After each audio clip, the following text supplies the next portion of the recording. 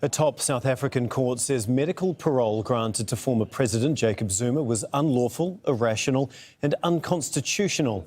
Last year, Zuma was sentenced to 15 months for refusing to testify before a corruption inquiry. The 80-year-old was released on medical parole after serving 2 months. Famita Miller reports from Johannesburg. The Supreme Court of Appeal has made it clear that former President Jacob Zuma's release on medical parole was unlawful. There remains a number of questions around exactly what happens next. The Supreme Court has also said that while it has said that medical parole is unlawful, it is up to correctional services, the commissioner specifically, to determine whether or not the time that the former president spent out of prison on that medical parole counts towards his sentence. So it's not clear whether or not the former president will immediately return to prison.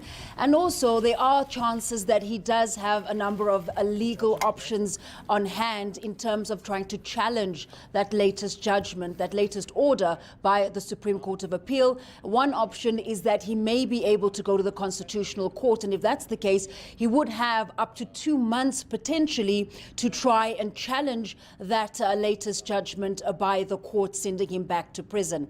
Now, one of the issues that is concerning is that when he was released from prison on medical parole, it was by the former commissioner, who is known to be an ally of the former president, and reportedly went against the advice of the medical parole board, or the parole board specifically, and unilaterally essentially decided that the former president should be released.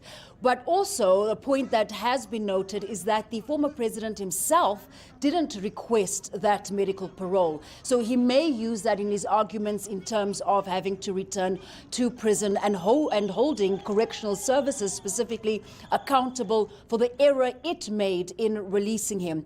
There are a number of illegal issues at hand, a number of contradictory information that has come out in terms of what may happen next. So certainly it's not clear when and if or for how long the former president may have to return to prison.